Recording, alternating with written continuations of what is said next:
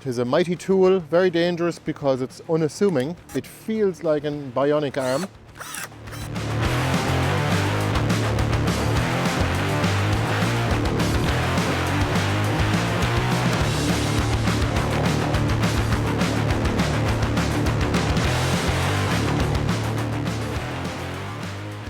How are you doing? I'm Martin from Gardens for Life in Birdland Homestead. In this video I'm going to show you one of our willow trees here that has fallen with the recent storm, and I'm going to turn all of these bits of wood here into the most expensive kind of firewood. It's kindling.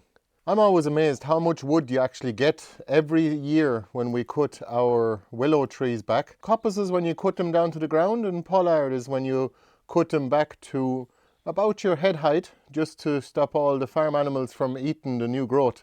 We don't have any farm animals here, but we like to cut it back to a convenient height. And they keep bushing out, and you can see this tree here unfortunately has fallen. And I showed it to you guys in the recent video, and there's quite a diameter to it. Take a look at this. This tree is probably about 6 years old now, and I keep cutting it back. You can see how it develops this lovely crown here, which is normally way up here so that the birds can actually nest in it. This particular tree had no nests in it, especially not around the time of the storm, thankfully. But now it's time to cut it back because it is in the way, because it has nearly fallen into our shed here.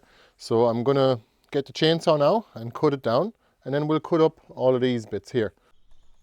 Look at that, that's this year's growth. So we have about 2 inches or 5 centimeters maybe of stems. That'll be the thicker ones. Look at that. It's a nice bit of wood in that. And we're going to cut these up and see how much kindling we get out of them. And here's all the long bits here.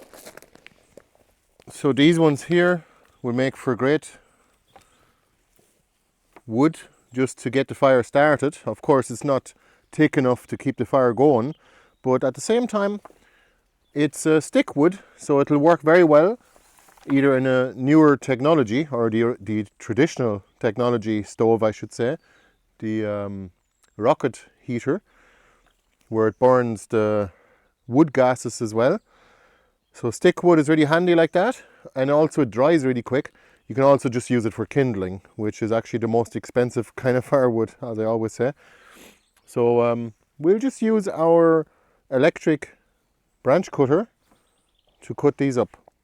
Unfortunately, I can't find me regular Felco loppers at the moment, so I'm just going to have to use the DeWalt instead, which is convenient enough, but I need to be careful because it's probably the most dangerous tool on the homestead, other than the one behind me here. This is the chainsaw. Well, let's get to it. It's like you have a bionic hand, and it is a big responsibility. It will cut through an inch of material with ease. Check it out here. So that's about maybe just under an inch there. Let's give something a little thicker a try.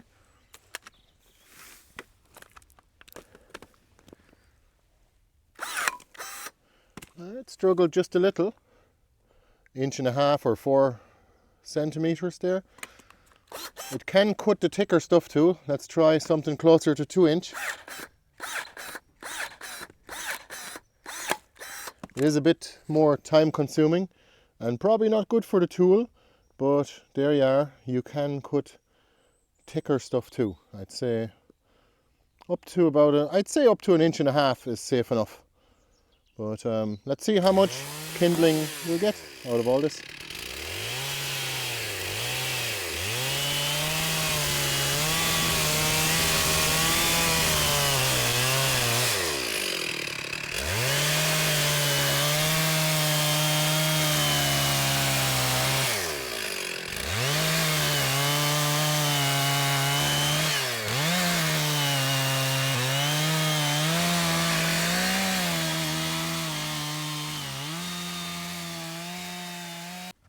Lovely slices of wood there, and we'll probably split these anyway and dry them. We mightn't even use them this year, but it would probably dry over one summer. no bother at all. But the stick wood, this thinner stuff here, what are you up to, Nina? Are you rolling around? Ah, they're happy out now.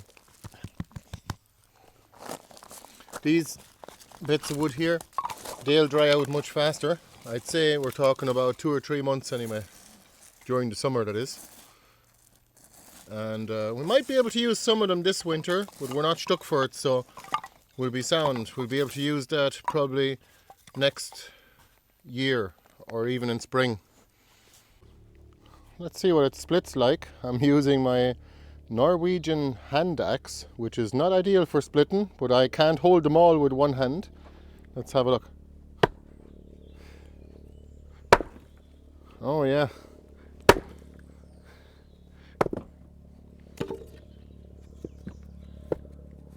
We haven't got a proper stump here at the moment. Look at that. That's what Willow looks like from the inside. Let me give that a whiff. Smells quite neutral. Pine smells a lot stronger.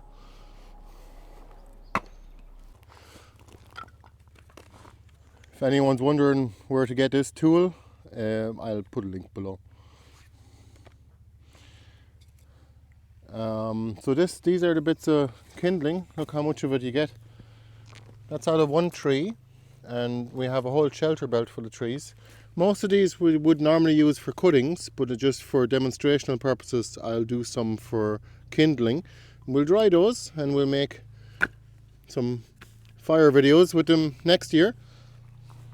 I also dried some from last winter, and you can see how the bark is a different colour, and you can see how it's very dry now, so that'll be perfect for kindling to get the fire going.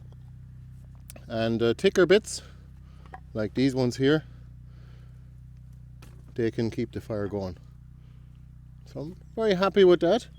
There's a lot of wood in that from the one tree, considering it just fell over in the wind. Normally I wouldn't cut it back until the leaves are gone completely.